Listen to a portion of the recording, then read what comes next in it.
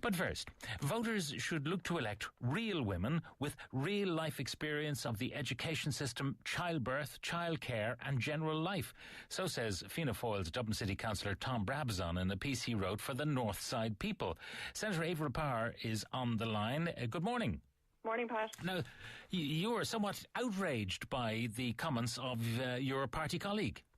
Yes, but I was horrified, to be honest, and surprised. I think for a public representative to suggest that women who don't have children aren't real women is highly offensive. And it's also really insensitive to women who've tried for years and can't get pregnant. I had a lady contact me yesterday who unfortunately has experienced a miscarriage in the past, and she was very upset about the article. So I'm not sure where Tom was coming from on it, but I think it shows a misunderstanding of women's lives. Or, to argue that the only women who could make effective public representatives, which he does as well in the piece, are those who have children, is very, very unfair. We need women of all backgrounds. Of course, we need mothers, we need fathers, but we also need older women who raised their families long ago but bring experience to the table. You need younger women who may or may not ever have children, but also have a perspective that deserves to be heard.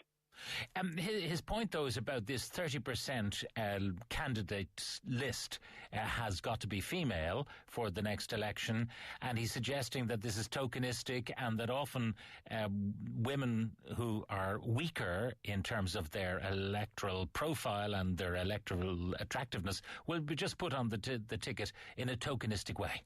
Unfortunately, I think what we've seen for too long in Ireland is that the women who are stronger are kept off tickets, particularly in situations where there's already a sitting male TD.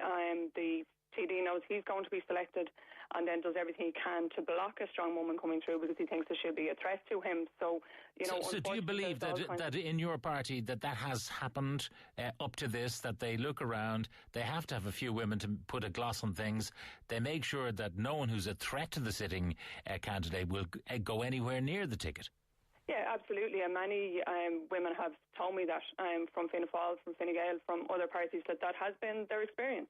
Women who have huge community experience, who are business leaders locally, will say that they know that there were whisper campaigns against them when they were going for a selection convention, that their rivals packed the convention to ensure that they couldn't get selected, and that's not right. Parties have a responsibility to give the voters a choice.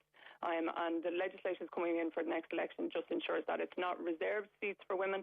It just means from a voter's perspective, if you're being offered a list of 10 candidates, that 3 of them will be female, still 7 of them will be male, but that at least voters will have a choice. But nobody is going to get elected unless they're the best person for the job. No woman will make it over the line just because of her gender, but at least she won't be excluded on that basis either.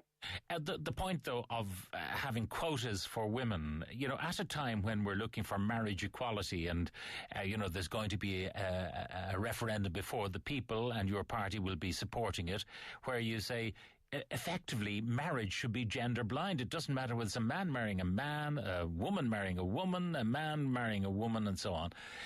It doesn't matter. You don't look at gender at all. And here we are in the body politic, absolutely looking at gender. But, in a job like politics that involves representing people, I think it is actually very important that your politicians are representative. Men and women's lives are increasingly similar. Of course, we're all worried about jobs and mortgages and the economy, but women still have a different experience. 90% of those who are carers in the home for children or for elderly parents are female. Victims of domestic violence, those who worry about walking down the street because of rape, people in part-time jobs are much more likely to be female and low-paid employment. So there are all kinds of different perspectives there that aren't being represented properly at the minute. And the fundamental principle that by legislating in favour of this particular percentage, that you may exclude a perfectly good man from the ticket who might be better than some of the women who do make it onto the ticket of 10. Yeah, look, unfortunately, I think parties have all, the process that's used isn't perfect. Parties have also always used, for example, geographical quotas. You always have a situation where if the party is running 2 candidates in a county, they wouldn't dream of running 2 from the north of the county. There has to be 1 from the north and 1 from the south. And, the 2 best candidates in the country could live in the north, but one of them isn't running on that basis. People have been promoted just because of their surnames and for no better reason, traditionally in Irish politics as well. So the system isn't perfect. And women would also say they come up against a lot of kind of cultural discrimination. I think these remarks are somewhat, representative of that in terms of the whispering campaigns are made against them, often actually against women with children will say that people have suggested that they're not up for the job, or particularly I have friends who were pregnant when they were running for election and, would have had whispers going around the constituency saying, oh, she's not going to be able for her, she's going to have to take time off to have her child. So I think all kinds of remarks are made about female politicians that men don't have to deal with, and I think it's wrong because actually it does matter. If you look at even the cuts that have been made in the last few years to maternity benefit, for pensions, for older women, lone parents, all issues that predominantly affect women and have been made by Cabinet and a Parliament that's largely male and is not and never will be affected by them. Tom goes on to talk about the percentocracy or prescriptocracy. And he's saying, if you take this to its logical conclusion, you're going to have 30% women candidates, 5% gay or lesbian candidates, 2% traveller candidates, and you can extend it to, student candidates and any other cohort of society that you want. What's different about gender than these other cohorts who might look for similar representation? I think the difference, Pat, is that all of those cohorts are 50% male and 50% female. And that is the difference. Women actually make up a slight majority of our population and aren't represented and haven't been representative. 1992 was a breakthrough election. 15% of women were elected to the Dáil at that election. It's now 16 over 20 years later. And it's not changing. And, I've instinctively, of course, I prefer we didn't need quotas, but I would compare it also to, say, for example, the access programs that we have for third level. I was a student president in Trinity. I saw students that were brought in on those programs from disadvantaged areas who got lower points, not because they weren't as bright or as committed, but because the cultural discrimination that was there against them and the fact they didn't have the same opportunities. And, to a man and to a woman, they got better results actually on graduating. They graduated with higher class degrees than those who would come in with a perfect leaving cert. Because sometimes the system isn't fair and doesn't give everybody the same opportunity at the start, and you have to have a way of redressing that. Well, what about Tom's fundamental point, I suppose, about women is that there's women and there's women. If you are married with children, the Dáil and the way it's structured is not a place that's attractive to you, therefore you won't offer yourself for election, so you're likely to get childless single women or childless married women rather than the women with this life experience that he's talking about. What do you make of that?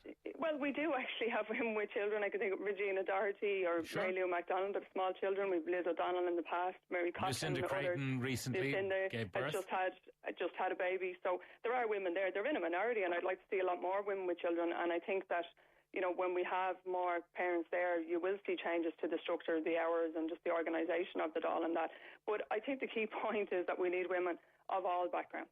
And to single some women out, as Tom does in his piece, as being real women just because they've had the experience of childbirth or childcare, I think is offensive. I think it's insensitive, and I think it's missing the point.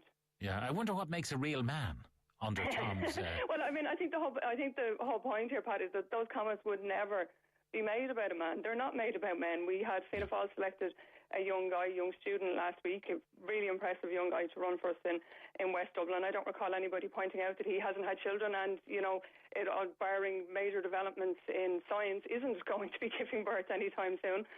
But those comments just aren't made about men. And unfortunately, I think they're precisely the type of thing that put women off going for politics because they feel that they'll have to put up with comments on their personal lives and be judged on a basis that their male counterparts never would be. Some of the text coming in, a woman who has had a family has a different experience of life than someone who hasn't. It's a simple fact, not an opinion. That's from Alan. I think quotas make the case for gender equality illegitimate, says another. We are all equal, just some are more equal than others. Where have I heard that before? That's from Paul. And a final one, extend quotas for all cohorts with the exception of middle-aged white males. A real man is one who takes care of their children and not men that have children left, right and centre and do not take care of them because the state does it for them. That's from Sue.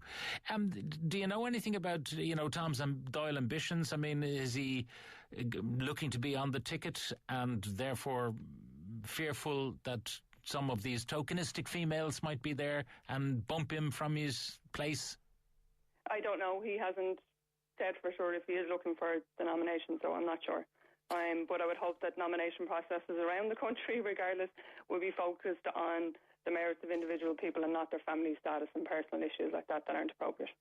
Senator Averil of Fianna Fáil, thank you very much for joining us. Now, coming